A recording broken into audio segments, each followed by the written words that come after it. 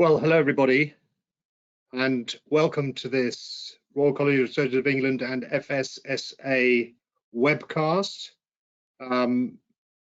We've got a terrific topic tonight, quite controversial. There should be lots of issues to chew over. Surgical prioritisation during COVID-19. I rather like this slide. There's the beacon of hope of the college all lit up and the nasty little virus in the right-hand corner, which has made our lives so difficult in the last little while. Next slide, please. So we've got a great panel. Nigel Mercer, the past president of the FSSA and by trade a plastic surgeon. Nicola Fernhead, past president of the ACPGBI, I guess representing the general surgical segment. Professor John Skinner, vice president of BOA, and Ruth Waters, BAPRAS president. You're all very welcome and thank you for joining us. This is our usual rider. I'm representing the college and have to be very careful what I say. The other speakers' views are entirely their own. And then I'm going to now ask for the next slide and hand over to Nigel to talk about how the prioritization guidance came about in the first place in the very early days of the pandemic. I think the 23rd of March, Nigel, is going to be taken by the press as the anniversary of the, of the pandemic. And so fairly soon afterwards, you got to work. Nigel. Thank you, President. I'm the person who's responsible for producing this on a monthly basis, and just the history behind it. As you can see, 28th of March, so 5 days after it was announced, and I think shortly after the Gold Cup at Cheltenham, Derek Alderson, the then president, was charged with producing some sort of document by Professor Chris Moran, the NHS National Clinical Lead for Trauma. And we discussed various timeframes, and 5 were specified as we have at the moment. And I have to give my thanks to every person and every association who contributed to this, because by the 9th of April, it was finished and submitted to RCS England. Slightly amusingly, it sat there for a while and I didn't quite understand what was going on. And eventually it transpired at that stage that RCS England couldn't deal with an Excel spreadsheet or a PDF. We had to literally one afternoon turn it around into a Word document and resubmit it, and lo and behold, it then came out. It got a bit caught up because guidelines were transferred from RCS England to NICE, and also it was initially felt that the ophthalmologists and the obstetricians and gynecologists would submit their own information, but then it became clear for this to work on the ground, we had to have it all in one area. So obstetrics and gynecology and ophthalmology very quickly sent their stuff in, and it was produced as version 2, and it was put out there on the 7th of May. And those monthly updates continue to this day, and it's due out again tomorrow. Next slide, please.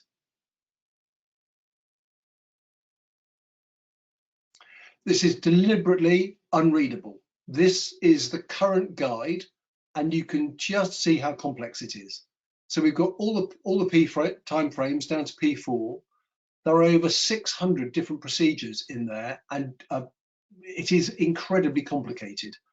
Not every specialty that does a procedure has it listed underneath them. It's usually listed once and once only, usually in order of how it came in. And we made the point at the bottom that actually does not mean that one specialty only can do it. And every surgical society has been brilliant at putting this together, but you can see how complicated it is. Next slide, please. So this is just an example of the footer of the table, and it was very specifically said at the moment. It was produced that when, not by whom, and also that any delay in treatment could cause clinical harm, and that was very, very, very significantly stressed at the beginning. We then have said that this is from P4, so that's waiting for up to 6 months, that every patient who is in any of the P groups should be prioritised and clinically looked at on a regular basis. And this RPM form, which is also available, it's a PDF, you can actually prioritise people, and it does include length of time waiting, psychology. This is a version going out tomorrow, and it includes other aspects of whether or not they've had COVID, how long they need to wait, and there's some more work coming out about that. Safeguarding, obviously a problem, massive increase in harm at home as a result of this. And the rest you can see really there. Next slide, please.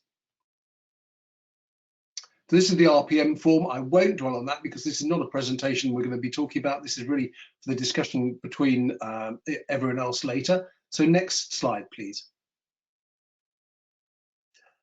P5 and P6 were added by RCS England as administrative packages. So these were for patients who wanted to defer treatment only because they had concerns about COVID. They were P5.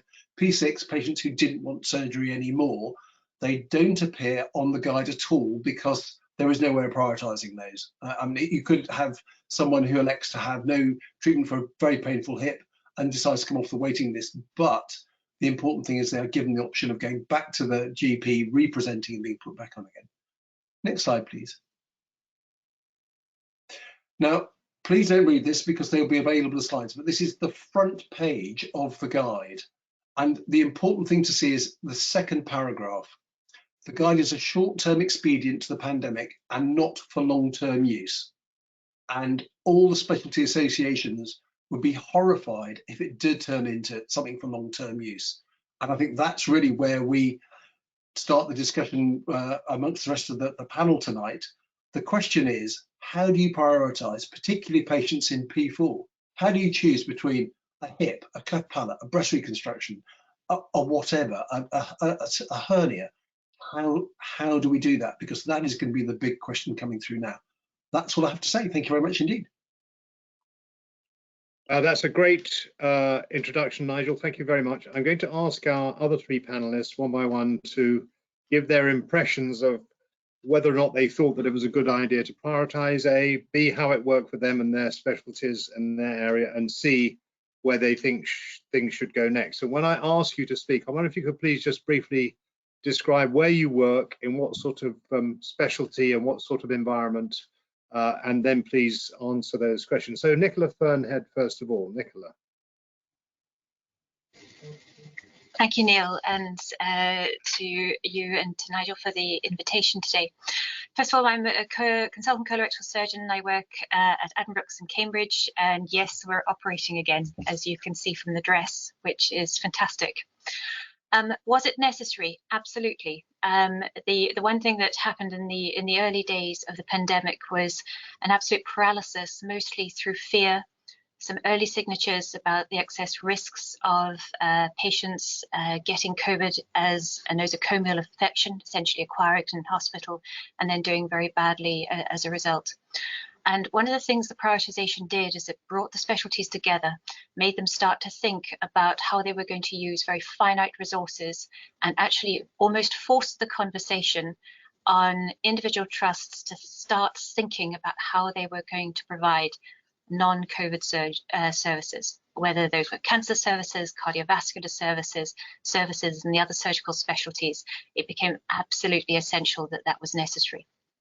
Nigel's absolutely right. We would have been horrified to find this a formula for the future. It was a response to a pandemic and has changed and evolved as a result of evolving information as we've learnt more about the disease and how we can manage it within our hospitals. And always it's going to be for the benefit of patients. We do know that some patients can wait and some can't, but we also know that some will come to incredible harm if they enter an environment which simply cannot provide for them, either in terms of critical care or the additional things that they need, and particularly for salvage from surgical complications when that is necessary. So is it necessary? Definitely. Must it evolve? Got more to say about that later, but definitely it must continue to evolve. And thank you to Nigel and the FSSA for actually putting it all together. A phenomenal piece of work. Thank you, Nicola. And now Ruth Waters next, please. Ruth. Hi, thanks very much. So I'm a consultant plastic surgeon in Birmingham, and in both ways we've been very, very hard hit with COVID, and in particularly our ITUs being very hard hit. And my role throughout all of this in both ways is to be part of a 4-on 4-off rota, covering our emergency admissions and also giving additional support to ITU. So we really do understand, you know, how tough it's been for everybody, and you know, the emotional trauma as well as the physical trauma of having to get through this as staff. But alongside that, I think for us as surgeons is having to cope with the fact that our own patients are not being treated as they need to be and as we would normally do. And so the prioritisation has been incredibly valuable through this period, because it just gives you something to hang your coat on, some sort of agreement. It's meant that the high priority patients have got through. And, you know, we all can feel some comfort in that. However, you know, going forward now, we have to think what we can do now, because it does look like there is an end in sight, and that, you know, hopefully we won't be revisited with another significant wave of COVID. Hopefully it will be controlled, and therefore we do need to look now to picking up the pieces, continuing to treat the urgent patients, but having a very definite plan for everybody else. People who've now been on the waiting list for maybe 18 months, and will see the end of the pandemic as the time that they will be treated, and we have to have an answer for them. So I think we do need to rethink this. It is extremely important that we recognise people who've been waiting patiently. They were put on the waiting list for a reason. They have a valid reason to be there, and they deserve to be treated. And I think that's the challenge we now face, and it's something we need to address. So thanks very much, Ruth. And now John Skinner. Can you hear me? Yes. Thank you. Good evening. I'm an orthopaedic surgeon. I work in an elective tertiary referral orthopaedic centre in London at Stanmore. And the orthopaedic specialty is, of course, got two parts. It's trauma and orthopaedics. And what we found with trauma, I mean, trauma is priority, it gets admitted, and it will always have a level of urgency. During the first lockdown, what we actually found was the number of trauma cases reduced, because we locked down, there weren't cars travelling on the road so much, we lost high velocity trauma, people weren't doing sports, and so the injury went down. What we did continue was the frailty fractures, the falls, affecting predominantly the elderly, and also ultimately falls from height, deliberate self-harm type things towards the end. So those were things that did get treated. The other side of the specialty is, of course, the elective, where patients are not usually urgent. There are some aspects where they are. And so there's no doubt that where we were in an unprecedented place last year, and when resource is scarce, you have to prioritise. You cannot deliver the service that you want to deliver to your patients just because we didn't have the theatres, we didn't have the staff. And I think Nigel and the college did a fantastic job producing the document, which we all worked around. And it worked well, and it was for a time and a place. And no document blending all specialties can ever be perfect. But the prioritising life and limb-threatening injuries is what had to happen, and events. And then, I mean, we know it got as bad as trying to prioritise over different grades of malignancy, and that's not a good place to be. So we are now at a stage where the world is changing again. We've got a high proportion of healthcare workers now vaccinated. We are coming to the end of what's been an incredibly stressful and very bad third phase and surge, and we're now looking to the future. And I think that the prioritisation document of March, April last year is going to have is not going to be quite what we need now, because patients have been on waiting lists for a long time. Just from my own specialty, I know it applies to all, but there's over 500,000 people waiting for orthopaedic surgery, and almost 10% of them have waited more than 52 weeks. And that's unacceptable in any circumstance. These patients are in pain, these patients are suffering, and if you could wait P4 more than 3 months on day one, if you could wait more than a year on day one, you certainly can't wait a very long time, a year down the line. And these are things that we're going to have to struggle with. And I think that there is this assumption that urgency and importance are the same. It's not true. There are things that are incredibly important to patients, like the relief of pain, the restoration of mobility, all sorts of things, which are not urgent, but they make a massive difference to patients' quality of life. And we have got to look to prioritise those now. Very good, John. You started off the controversial part of the discussion. So say you were able to restore by June, July, 95% of our previous capacity. That's not going to provide you with the space to do what you'd like to do.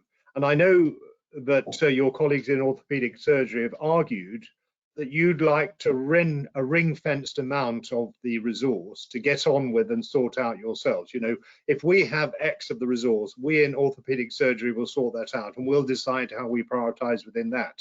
But of course, that could mean in some hospitals, maybe not at Stanmore, that the guys doing the cancer can't get their cancers done by 4 weeks, 6 weeks, 8 weeks, 12 weeks. And there's a whole story of harm there and cancer survival, etc., etc. How would you, I'm going to go back the other way, John, how would you begin to start that balancing? In other words, what would our new prioritization look like? So it is easy to deprioritize orthopedics without thinking.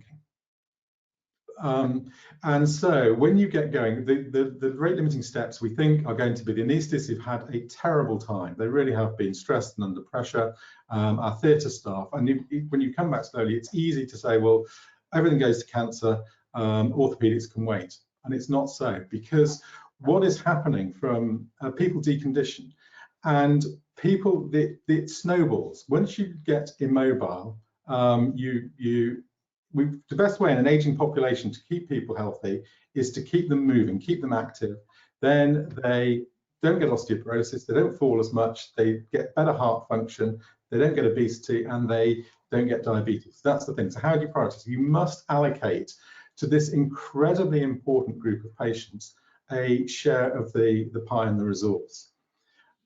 Because what it does is it's an invention that has the largest effect on a very great number of people with regards to quality of life. And survival is one thing, we totally get that, but if we look at QALYs, quality adjusted life years, NICE will allocate £30,000 to a QALY, or hip replacement is £1,400. It's the best operation you can do. So we've got to make that available to patients, and we mustn't compromise it. And that's the first thing, is allocating it. The way we deliver it in orthopedics, we want more hub sites where you can do green sites with low infection rates, where patients aren't without casualties, where patients can be booked and scheduled throughout the year, 12 months of the year when we don't have COVID. And it makes you more the safest place to operate when there is COVID around. And COVID will be with us for 5 years. I mean, we can't pretend this is over. So we've got to work with it and live through it. So we just have to give part of the resource to orthopedics, I would say. Other specialties too that don't have urgency but do have big importance to patients. So let's get this right. Even if it impinges on the urgency of some other sections of the surgical need. Is that right? I mean, all specialties have a malignant burden. Orthopedics has glaucoma, and that affects children, that affects teenagers, that affects young people. So everyone has that, and we do have to prioritise it. But it is the health service, we've got to make it available to make two things. Yes, cancer is important, but so is quality of life, because what happens if you don't prioritise these people? Often you do a joint replacement for 2 people. It's for the patient to get better and to keep looking after the relative. And if you don't do that, patients consume resource, they don't get better, they consume healthcare, they need analgesics, they need opioids with its own specific risks, and then they come back deconditioned and worse off and going to stay in hospital longer and have more complex surgery if we don't do them. So we have to prioritise them. Yeah, well said, John. And just to take up your point about 12 months a year surgical hubs, everybody has to remember that even in 2018, before the pandemic, we had a 2-month pause in elective surgery. Ruth, your chance to tell us what you think next. Right, okay, so you know, if you look at it in one way, it's easy to say, yes, you know, urgent cancer work has to be done, obviously trauma work has to be done. But I think we have to be more pragmatic about what we do. So in my view, our first aim should be to ensure that all surgeons are fully employed. And so, for instance, it's no point in having one specialty allowed to crack on and you know, treat whatever patients they need to treat if you have another group of surgeons sitting idle because their patients happen to be a lower priority. So for each specialty, everybody should be fully employed. Otherwise, you're not dealing with the situation. You're just having people sitting idle while other things don't get done anymore, because if you have a finite resource in that other specialty as well, so they can only do what they can do with the number of surgeons they've had. So they can't do it any faster because this other group are sitting idle because their patients are a lower priority. So I think you need to work it out so that all operating theatres that you can staff should be staffed and working, and all surgeons should be working with at least a full-time job plan, at least the job plan that they had before. And the other important thing in that, obviously, is that all trainees should be having access to their training again, because over the last year, it has been really difficult how little training that they should have had that they have got. And they have been absolutely stoic throughout this year, doing everything that's asked of them, doing ward work that they shouldn't do, doing nursing jobs on ITU. They have been brilliant and stood up for it. But now we cannot afford to not be training our trainees. So I think however we work this out, it should end up that all surgeons are back at work doing as full a job plan as they had before the crisis, and all theatres should be working. And I haven't seen that happening so far. You know, obviously we all speak from our own experience and our own trust, and certainly between the two waves, when there were operating theatres idle and staff available, we weren't utilised because our particular patients were seen as a priority. And I think at this point, you know, we can forgive things that happened over the last year because it was difficult. But I think now we have a vision of a future where we have COVID over control, not gone, but under control. And we need to all crack on and work really hard and make use of every resource that we have. That includes all the theatres and all the surgeons. So Ruth, you're attracted to the slice of the pie idea. Give your specialty a slice of the pie and you sort it out yourselves, yeah? Something like that? Absolutely, yeah. Because we can do that. You know, my specialty, obviously plastic surgery, covers a huge range of subspecialties. You know, we do skin cancer, breast cancer, we do a huge amount of trauma, we do burns, we do paediatric surgery. You know, it's a very broad specialty, and but we always work together well and support each other and train our trainees together. So we're very, very capable of working that out. You know, just give us the operating theatres, we can figure it out and make sure that none of those theatres will be wasted. They will be utilised really well. Okay, Nicola, same question to you, Nicola Fernhead. Thank you, Neil. Building on things that everybody has said, really, there's lots of good sense is being spoken. And from my much more global perspective, not just speaking about a single specialty, but thinking about the whole recovery of surgical services, to my mind, we really have to get a can-do attitude. So not just about the surgeons wishing to wish their job plans and do what they need to do, but actually about the whole setup of those services, as John alluded to, of the green sites, of the way staff are protected, of staff testing, staff well-being, really allowing proper recovery of services so that we can support patients, many of whom have suffered enormously, whether they are cancer patients who've come to harm or patients who have been waiting a long time and suffered immeasurably in their quality of life loss, of getting them back into surgical services. So I think overall, we really, in terms of our surgical leadership, we're looking for can do, can do, can do. You know, we are here, as Ruth says, we are here to work. We're here to work with you about recovery and making sure we do it.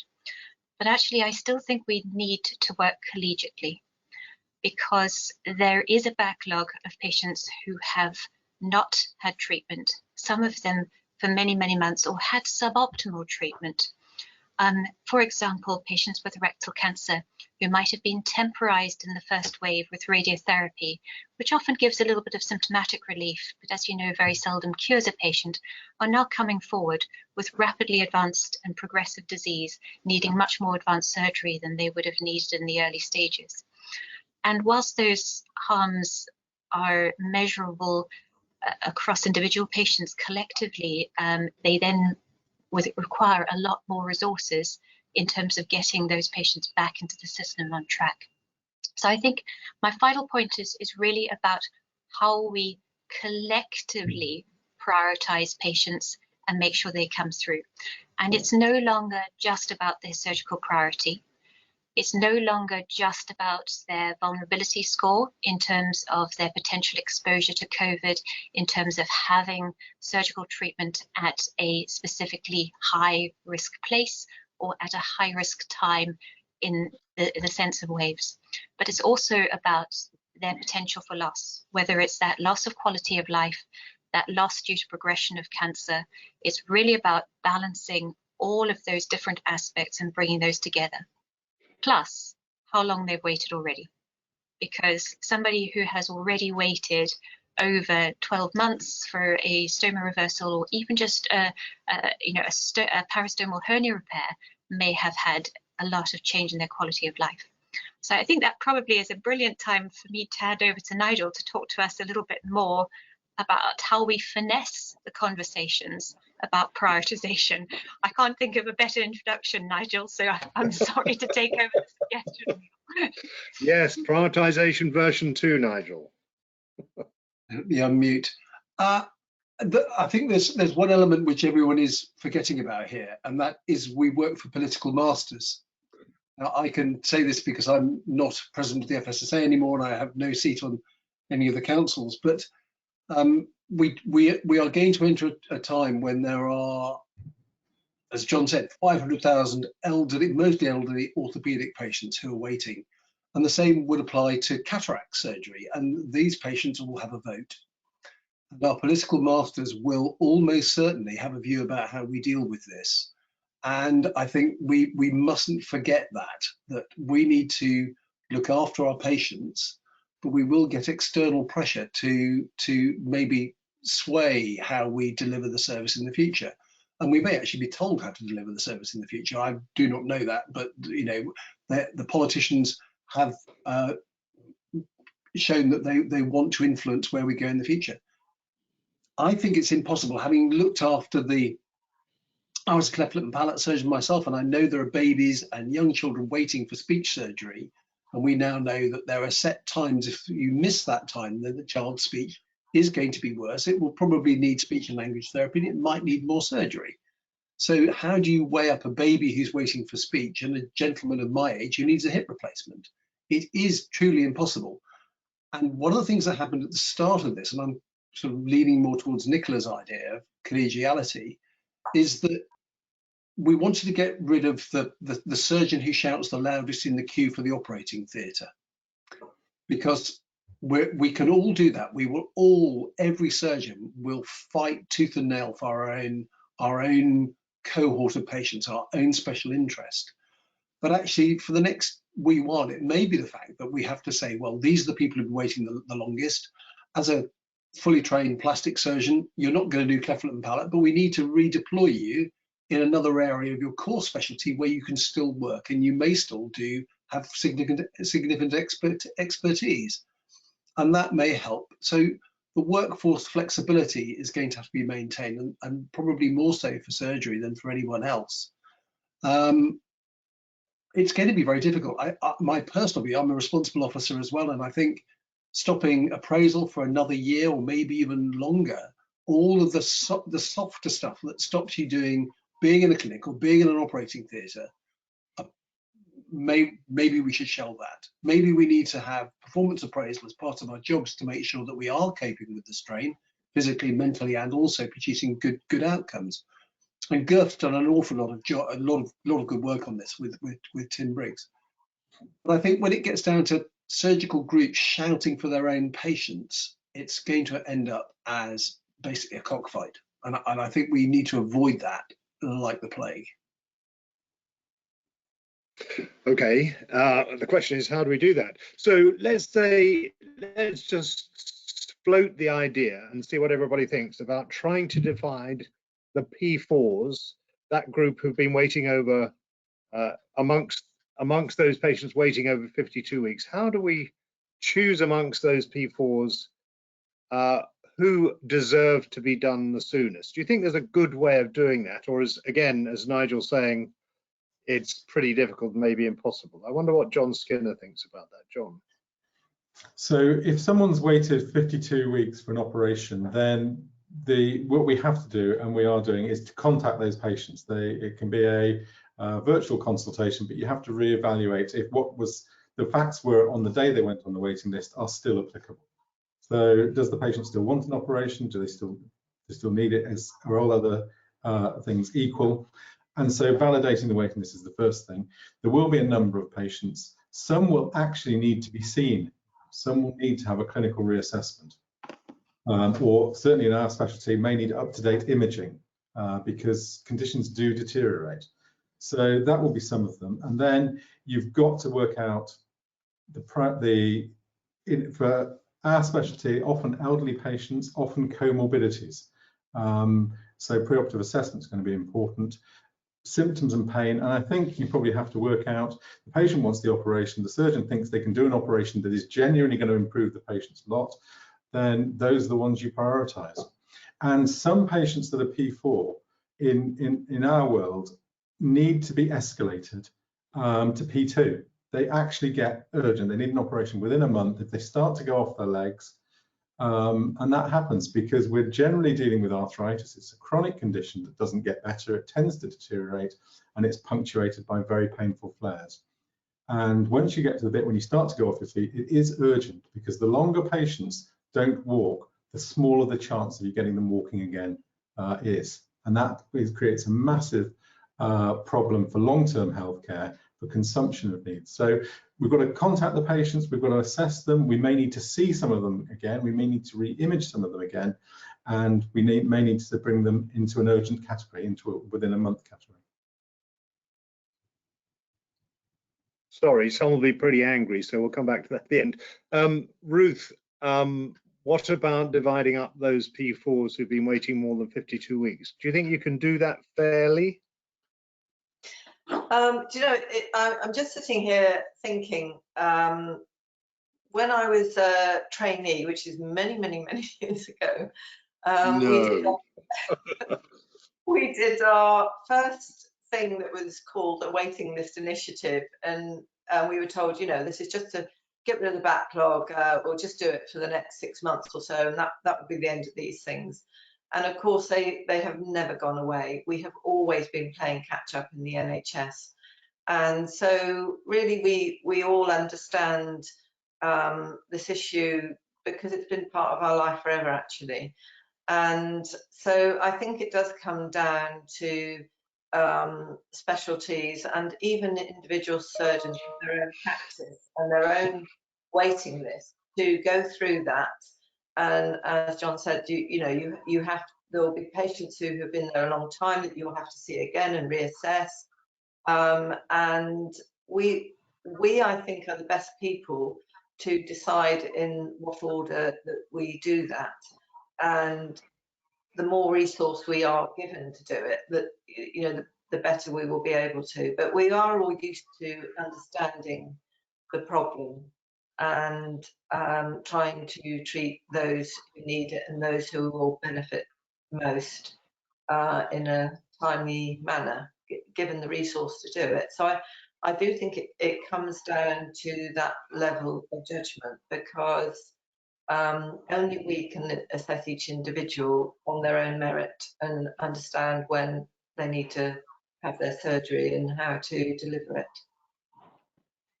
Okay, thank you, Ruth, very much. Nicola Fernhead, a further comment on dividing up the P4s, if that's the right way of describing it.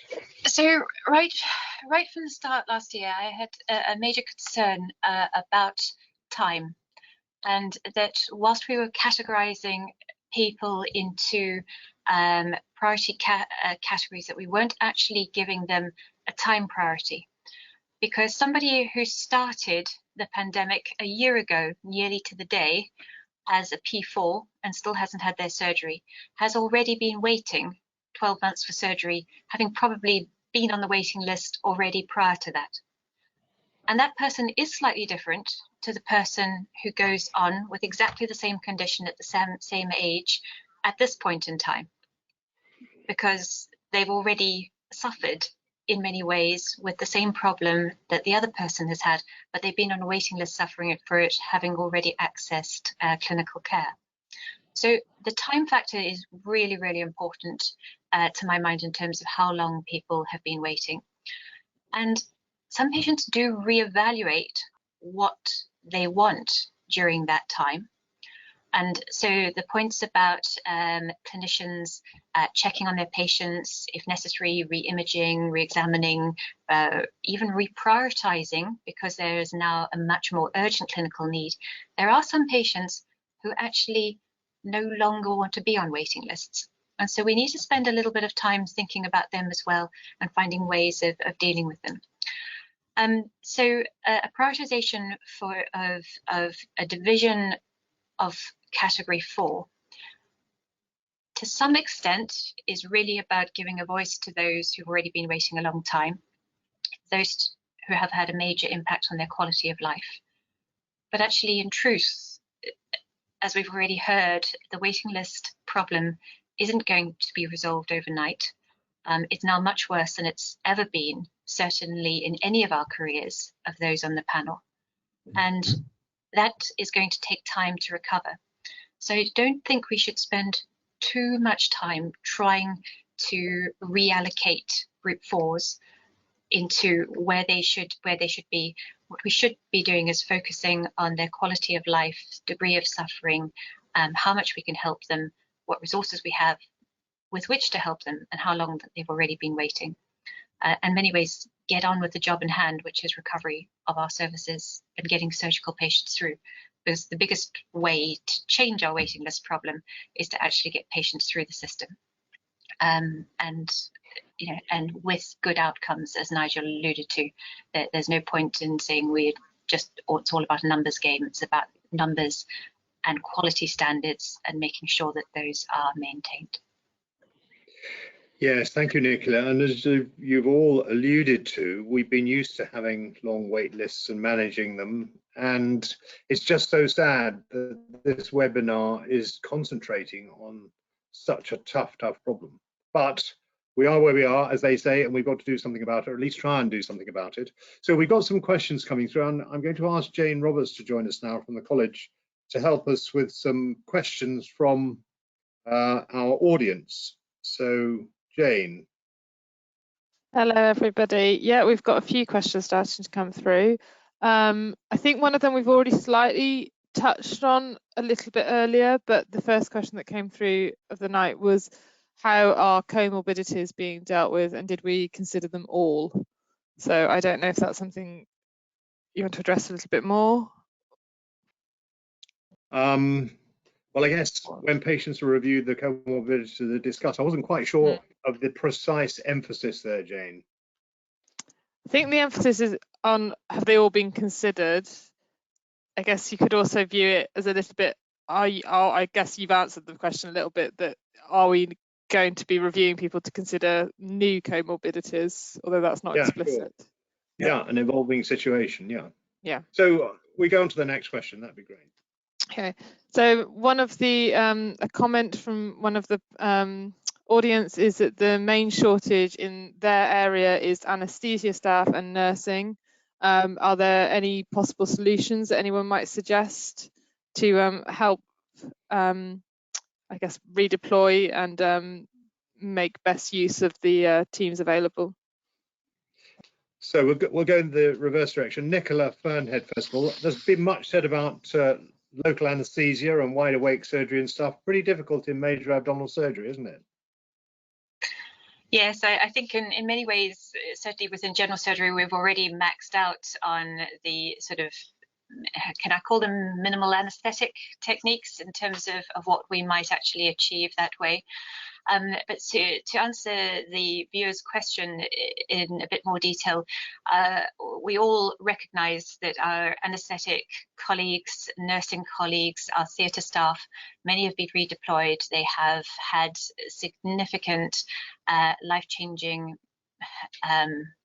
practice within their working lives and have seen many terrible things and have had to deal with very many emotional situations.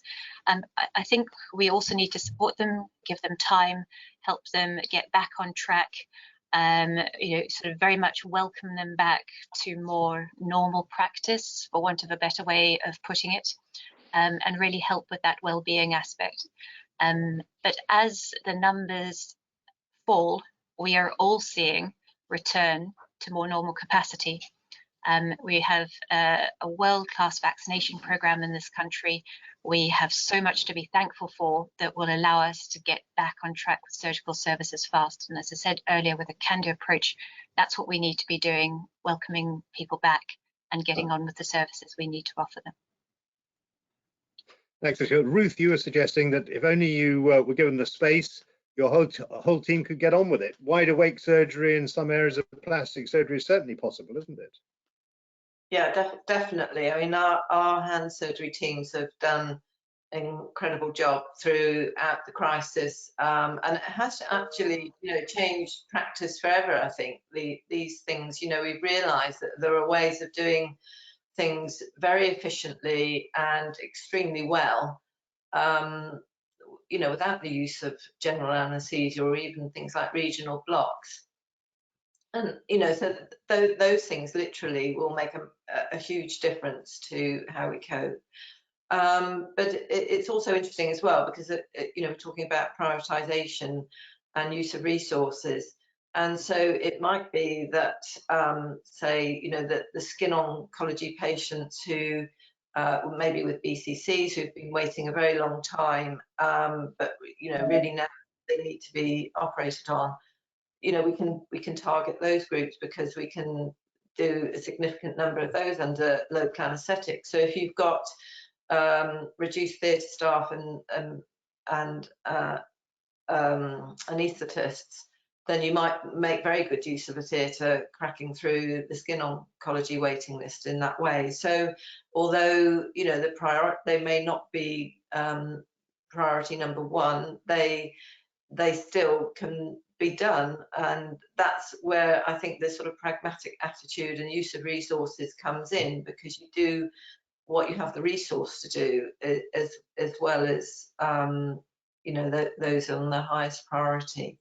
We just have to make the best of what we have, and I think the difference between now and say 6 months ago is that there is an end in sight, and I think the people who have had such terrible time will come through it. And I know a lot of say the anaesthetists who have worked so hard in ITU and done such a great job there, a lot of them that I speak to actually long to get back to the day job and being in theatre, doing what they would see as what they were trained for and what they get such positive results from, rather than the rather heartbreaking job that they've been doing for much of the last year. So in a way, getting back to work and cracking on is a therapy in itself for a lot of people.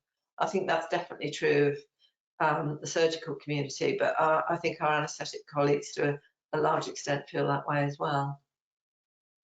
John, just finesse that discussion a tiny bit around not only the anaesthetic team and the theatre team getting back to normal and getting back into practice. I mean, do you think there is a real question over surgeons having de-skilled a bit like airline pilots needing to go back into the simulator? Do you think that's a real issue?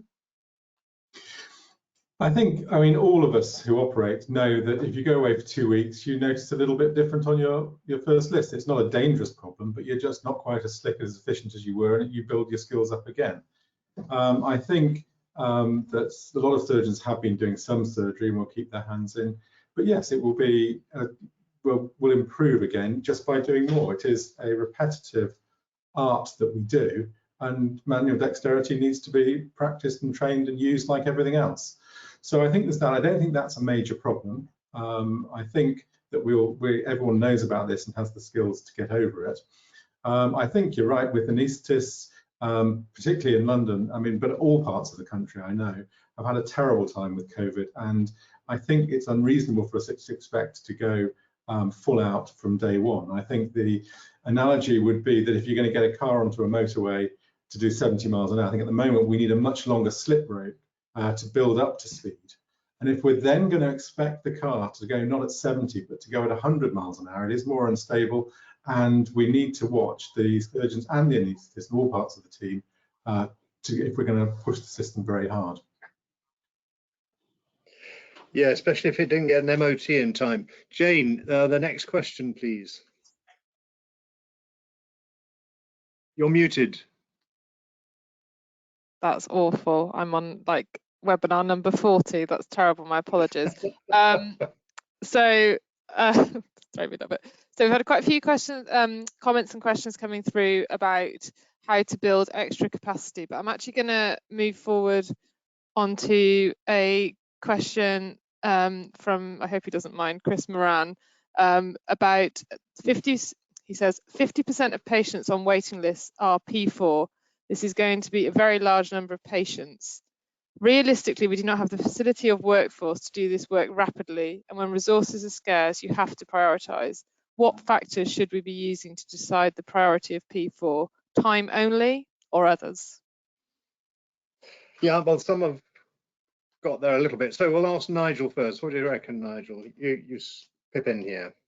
I very quickly had a look at P4 whilst others were talking, and just thought, just in one line, how can I prioritise those patients? And it is, I think it's almost impossible. I think using the RPM form and going on an individual patient basis, and we're talking about what, hundreds of thousands of people. This is massive managerial exercise, and having it done by people who don't gameplay is going to be terribly important. Because on the RPM form, you can say to people who are waiting more than a year, you know, what are your symptoms, including psychology. It's almost all on there, and perhaps that is a way of saying, okay, this person, it comes up with a score at the end of the day, and the highest score maybe needs more resource. You can divert people into those areas where you may be able to do under local anaesthesia instead. We have to remember that every time a regional block's given or complex local's given, you've still got the anaesthetic team there. And we have to make sure, as everyone's saying, that the anaesthetic team are refreshed and relaxed. And also, when will they give up their new rotors? Because the last thing they want to do is give up the new rotors and then suddenly be hit, if God forbid it all comes back again to bite us with another surge. So I think looking at individual, looking at validating the waiting list again, but doing it with the RPM form, and actually almost giving people a numerical score so that we know the people who've got the higher scores have got to be done sooner than the people in the lower scores within P4. But it's a sword of Solomon. It really is the sword of Solomon here. Nicola, any more thoughts?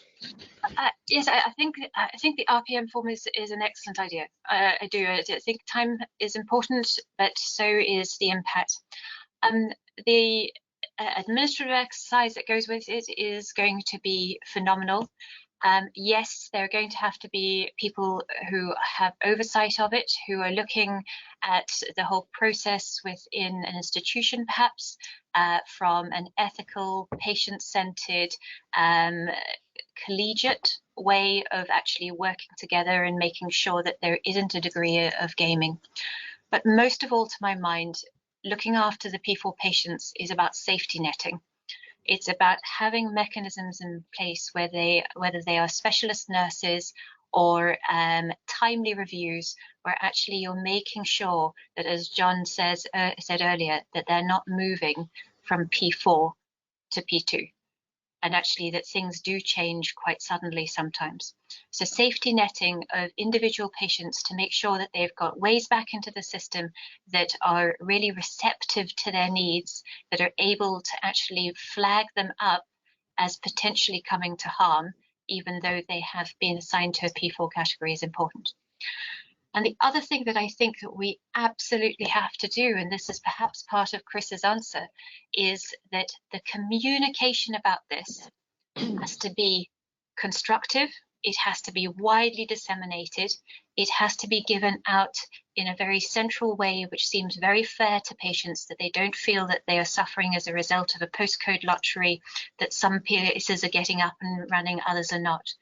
And where institutions do not have resources to deal with patients in a reasonably timely fashion, that actually ways of looking after those patients are created, that actually we start working together rather than in silos, that we actually look at making sure that patients do have access to care, even if it isn't the care on their doorstep. So the care that they're entitled to in a way that they can access to it. And communication about that is really fundamentally important.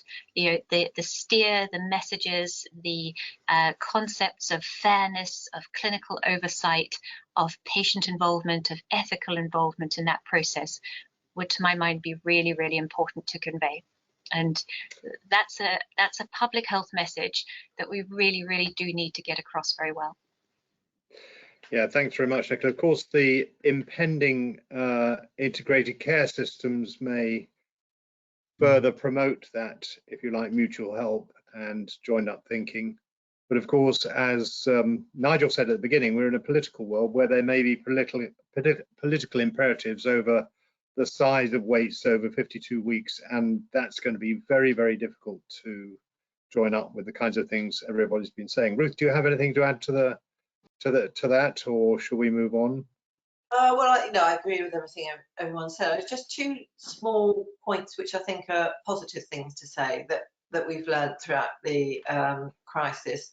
One is that we're all using telemedicine very, very well now. So it's easy to check on a patient, before you call them all back to clinic, and, it would be a big deal. But you can actually crack through quite a lot of the patients who are waiting a long time by a quick phone call now.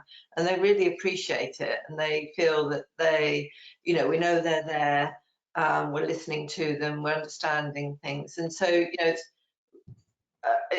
that makes it easier to do these things, to validate the waiting list and to prioritise on an individual basis. And the other thing that I found throughout this crisis is that suddenly we're all on WhatsApp groups. So you can literally, with one quick message, get answers from all around the country from your colleagues who are doing similar surgery, and test water in all these other places, so that we do get a handle on that potential postcode lottery, and maybe can do something about it because of that. So, these are things that we've learned and adapted over this last year, and hopefully they will help us a bit in this. So thanks, Ruth. Anything to add to that one, John? So it's difficult, and I mean, Chris is right. The problem is huge. It really is. That if you look at the orthopaedic waiting list, 3 months was a concept, the P4s that came in last year, and before that, the standard was 18 weeks for the RTTs. And there's 190,000 orthopaedic patients waiting beyond 18 weeks and less than 52 at the moment. So that is huge. A lot of them are in pain. I think we need to mobilise the community services. I think we need to be with Andrew Bennett's team, who's the clinical director for MSK, doing good work on this to see what other help we can bring in for these patients in the interim, but they need to be communicated with, they need to be assessed. I think PROMs and patient-reported outcomes are very important. And if you do them in orthopedics, the typical ones are the Oxford scores, but the EQ5D, a very simple 5-questionnaire PROM that is fully validated, has been around for a long time. And it goes from +1 to -0.59, I think it is. And the lowest level of that, patients feel that they're a state worse than death. And that's a validated outcome. And unfortunately, we've got patients in pain. That's what living in pain feels like to some patients. I'm afraid there's a paper coming out very soon that says 1/3 of patients waiting hip replacement and 1/4 waiting knee replacement report their EQ5D scores with a state worse than death. So we've got to prioritise pain and the effect that it has on patients' lives, because we all know we're all different in the amount of resilience we've got, the amount of support we've got, the amount of coping mechanisms we've got, and there are people out there that just aren't coping, and we've got to find some way of prioritising them. Gosh, I just sort of feel desperate about it, because here are these wonderful, what I call the little miracles of surgery, just waiting to be offered, and we can't offer them. It's so frustrating. Jane, next question, please. Yeah, certainly. So we've had lots and lots of people messaging in with a variety of questions discussing waiting list initiatives, 3-session operating theatres, how we're going to use the independent sector, and how, sorry, lost my thread a little bit, different suggestions on how to utilise 3 sessions with emergency work, elective work, urgent work, etc. As they're all sort of on a theme, I'm just going to pick out the sort of key topics. One of them is, how do we staff this, particularly from a nursing point of view? And a second concern that's raised is that many consultants are now on the verge of retiring or potentially retiring early as a result of the COVID pandemic. And the question is the college aware? But I think the real question is, how are we planning to address a workforce that is effectively on its way out in places? Yeah, well, you're right. Some people have predicted a perfect storm, haven't they? The tax, the fed up with COVID, time to go. It could be a real problem. Nigel, any practical suggestions over improving or increasing capacity? Well, first of all, we cannot go and take healthcare staff from any other country at the moment. Everyone is in the same boat. As I think we've all been saying, we have to be part of the solution, but we do have to look after the staff. We cannot flog people to death. It's not going to be possible. But I think everyone, every specialty, every person who works within the environment, from door of hospital to door of operating theatre, out of the front door of the hospital again, we have to look at trying to improve the flexibility of our working. And it will almost certainly mean we have to use the estate 7 days a week. I would hope not 24 hours a day, because particularly when you get to my sort of age, that is absolutely exhausting. A 3-session day is exhausting. I think there is no question about it. I would not like to be my last patient of the day if I've been working for 16 hours that day. It's not really appropriate. That said, we have got to find local solutions to local problems. I worked in a regional service. Patients did not mind, families did not mind travelling. Effectively the length of Scotland, from the tip of Cornwall to Bristol, is the same as the length of Scotland. People do not mind travelling if they're going to get good treatment from somewhere, from someone who looks after them. And I think we've sort of hid behind that as a medical profession. It's got to be done locally, and actually it doesn't have to be done locally. It's got to be done by someone who's good at the job, probably in a centre where you get through large volumes of surgery, particularly the P4 cases, get through large volumes quickly, efficiently and safely. And maybe we have got to look at a combination of all the factors that have been discussed to try to get that working. It's not going to happen quickly. We've got to get people recovering first. Yeah, it's a very good suggestion. John Skinner, I think you chime with the, if you like, surgical hub suggestion, and people having to travel to get good high quality surgery in a high volume centre? What do you reckon? Of course, it's been politically difficult in the past. Politicians have resisted the closure of smaller hospitals, haven't they? They have indeed, and I think people will travel, and I think we've got to try and set up models of efficient healthcare delivery where we can do it, and it may be hub centres, and people just will travel when they're in enough pain, they've been waiting long enough for surgery, for a good solution. I think the other thing, I mean, I think the pensions issue is an elephant in the room, and I think it is going to need addressing, because we are going to we're going to need healthcare to work at 150% of 2019 capacity to start breaking down the waiting list, and that's never been done before. So it seems ridiculous that surgeons and anaesthetists are worried about doing too much extra work because they will get penalised by taxes. And I really think that that's going to need to be acknowledged and addressed by government, and it's going to need emergency legislation to suspend it for money earned in addressing a national emergency and a medical need. That just has to go.